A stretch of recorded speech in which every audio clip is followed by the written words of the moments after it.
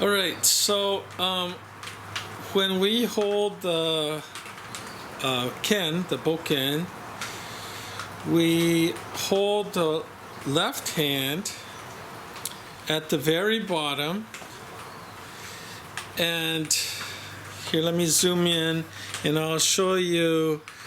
Tom, can you show me how your pinky's half on, half off? There it is. So that's half on, half off, so that he can rotate the ken. Why don't you? Oops. Yeah, that's fine. And then down. He has the front hand as he's holding it. It's about a fist and a half forward of the other hand. And he has his index finger slightly extended, which is fine, but when you have the tsuba, of course, that's going to run up next to the tsuba. But that's okay. This is how we're using the hand. Can you turn and face me, Tom? Okay. You can see where the spine of the ken runs through both of those hands. And can you lift off your front hand and wave to me like you're going to wave? Yeah. So you can see the line going from about his index finger down to the palm when he sits it on the ken is that same line, and the same can be said pretty much for the back. So that's how we hold our ken. And you're holding on with the back fingers, the ring finger and the pinky finger, more than you are the front fingers. If you release the front fingers a little bit, it allows the back fingers to contract more. And according to evolutionary biology, we are quite strong that way because that's how we used to hang from trees, with the tendons that activates. Okay, so now Tom's gonna turn to his right, and the first thing we have the person do is pick up the ken. Let me zoom in here a little bit. So watch how he slowly, and without power, picks up the ken. Yeah. And then he goes, and when we turn later on, you'll see just about to his hairline. And then when it comes back down again, it doesn't reach out at all.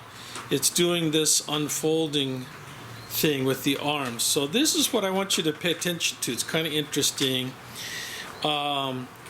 The wrist and shoulder, when he lifts it up, you'll notice that they close right equally, and then they start to open equally, and then they're closing. This is closing equally, and then they're opening equally. The upper arm will actually extend out as his lower arm comes out, and that means that the hand and the shoulder are even. Okay, so we have our new guys do this a bazillion times. Okay, do it again. Slow, and then he comes all the way up, and that should be one breath. And then slow down. And he should not influence the ken at all. The weight of the ken influences him. Okay, this is very different from how a lot of people use their ken. You'll notice that when he is cutting all the way through to about 2 inches or so below what his groin level would be. All right, so let's have you face me straight on this time. And now he's going to lift it up again. Do the same thing again. Lifting, lifting, lifting, lifting. And then it comes about to his hairline. And then down.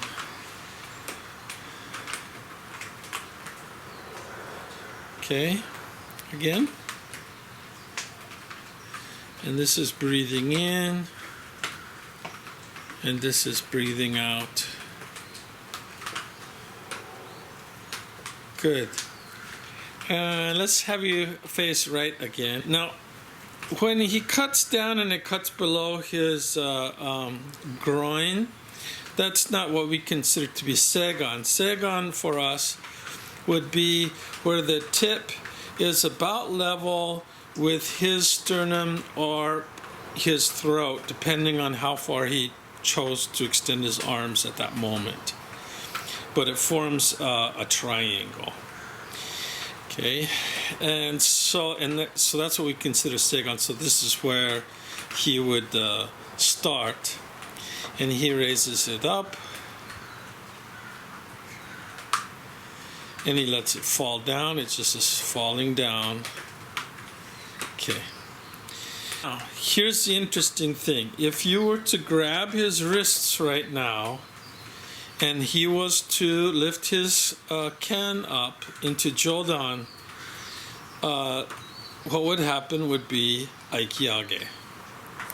How he lifts the can is exactly the same as Aikiage. And it should take about as much effort. And how he lowers the can would be how he would do his Aikisage. The arms are opening evenly and just simply dropping down. Okay. Now we do that initially, and then we'd have him switch to his left side and do it the same way a bunch of times.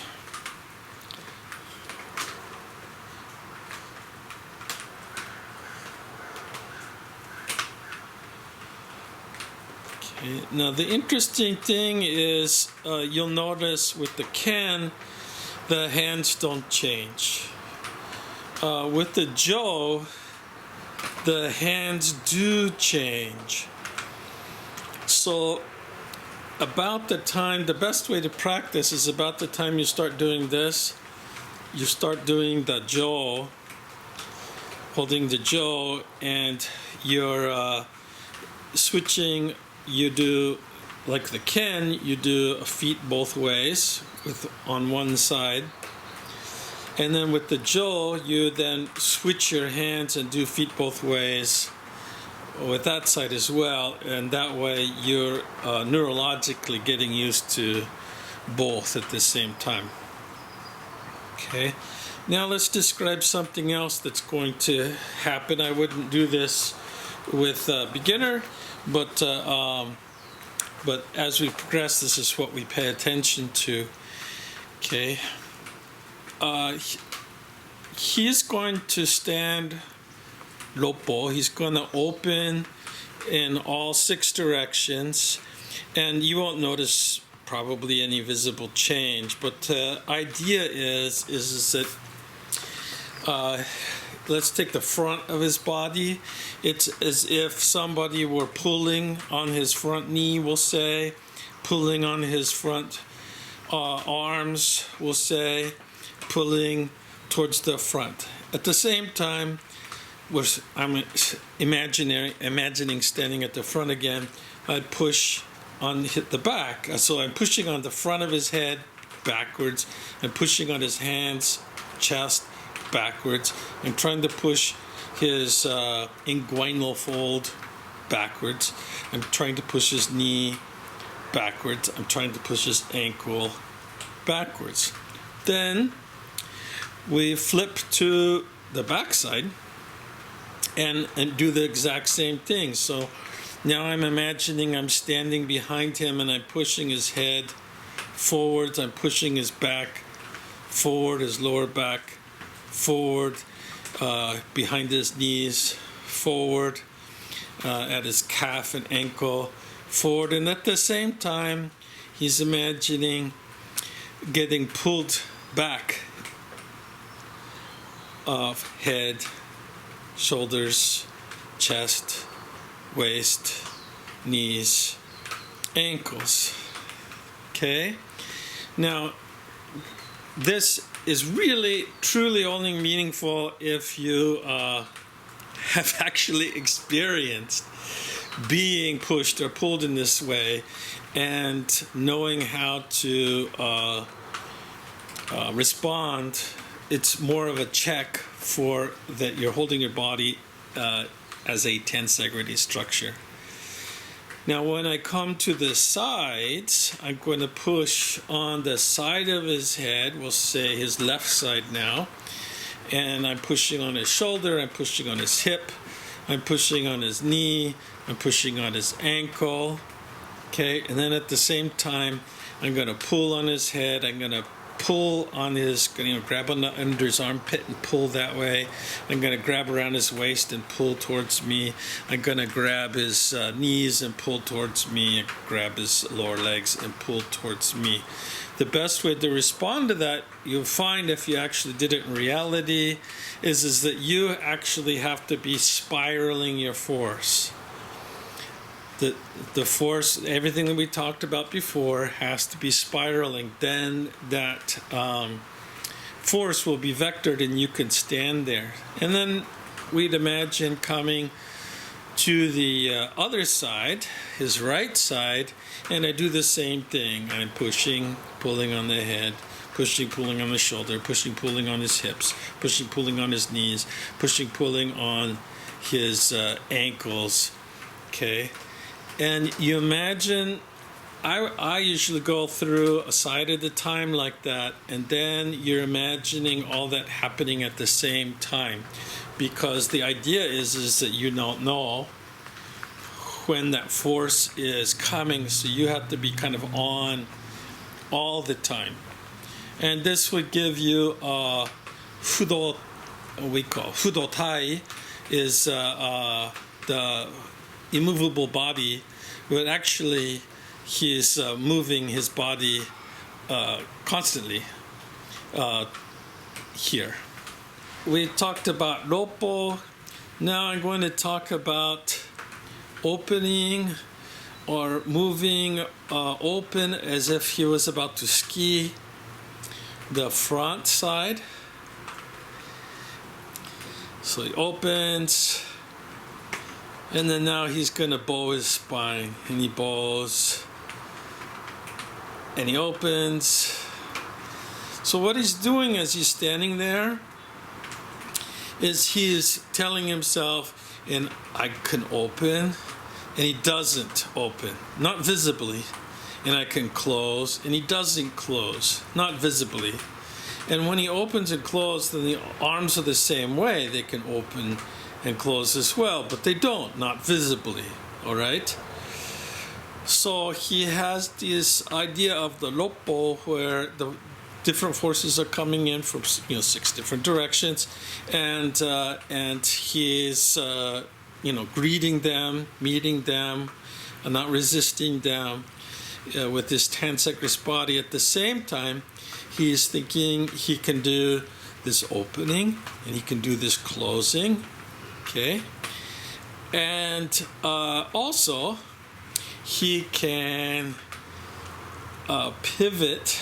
He can make a spiral so that it's going to the left, and he can make a spiral so that it's going to the right. He can spiral up, he can spiral down. Okay, so all of this that I just described there is actually Tandoku Dosa 13. So if he didn't have a ken in his hand, that would be Tandoku Dosa 13 right there. And anybody who thinks that's easy is doing it wrong.